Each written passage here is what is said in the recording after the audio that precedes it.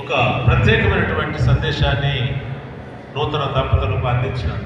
ఆ సందేశాన్ని మీ హృదయాలలో ముద్రించుకుంటే మీరు భాగ్యవంతులు అవుతారు. దేవుడు మీ కుటుంబాన్ని ఆశీర్వదిస్తాడు. మరి నాయకుడు చెప్పినట్లు ఒక 20 మినిట్స్లో ఈ వివాహ కార్యక్రమం ముగించబడుతుంది. నేను నిబంధనలు పలికిస్తాను. తర్వాత తాళి మరి కట్టబడుతుంది. ఈ సమయంలో వారికి గాలి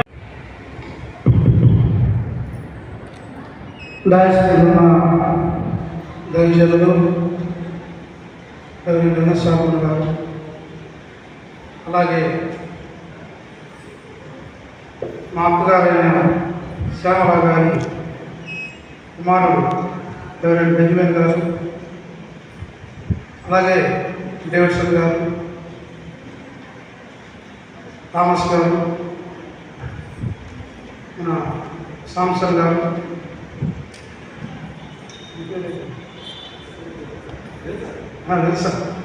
విల్సన్ గారు, అలాగే నా సతీమణి, దీనికి అలంకరించిన నూతన జతపరచబడబోతున్న దేవుడు ఏర్పాటు చేసిన బిడ్డలు, ఈ శుభదినం, ఈ మ్యారేజ్ దినంలో వాళ్ళిద్దరూ రాజు దానిగా గారు కూర్చోవడంలో చూసి ఆనందపడుతున్నాం.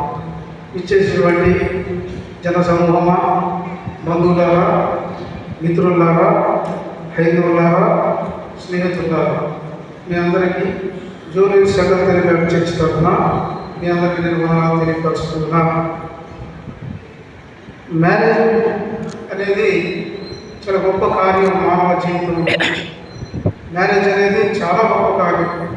దాన్ని ఎలా వర్ణించాలంటే అది మరణం వరకు ఉండే దాంపత్యం. అది చాలామంది మ్యారేజెస్లో తాత్కాలికమైన ఆ యొక్క తాత్కాలికమైన పెళ్లి దినాలు ఉంటాయి.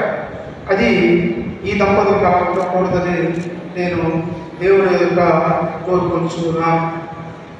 ఒకటి నేను ఎన్నో పెళ్ళిళ్ళు అటెండ్ అయ్యాను, చూశాను, మాట్లాడాను. బైబిల్ ఒకటే చెప్తుంది, ప్రేమను మించింది ఏమీ లేదు. ఖురాన్ చెప్పినది, భగవద్గీత చెప్పినది, బైబిల్ చెప్పినది. నూతన దంపతులు తెలుసుకోవాల్సింది ఒక 3 విషయాలు. ఒకటి లవ్, ఒకరినొకరు ప్రేమించుకోవడం. ఇది చాలా ఇంపార్టెంట్ మానవ జీవితం. చాలామంది ప్రేమ అనేది తెలియకుండా జీవిస్తూ ఉంటారు. ఈ లవ్ అనేది చాలా ఇంపార్టెంట్. ఒకరినొకరు అభినందించుకోవడం, భార్యాభర్తల్ని అభినందించుకోవడం చూడడం. ఇప్పుడు నా మిస్సెస్ మాట్లాడిన తర్వాత నేను ఒక మాట అన్నా, బాగా మాట్లాడాను, వెరీ గుడ్, అట్లా మనం అప్రిషియేట్ చేసుకోవాలి ఒకరినొకరు. అలాగే నూతన దంపతులు మీరు నేర్చుకోవాల్సింది, పెళ్లి కుమారుడు ఇంటికి రాగానే భార్యని పసుపు అపేక్షతో పలకరించాలి. భార్య కూడా లవ్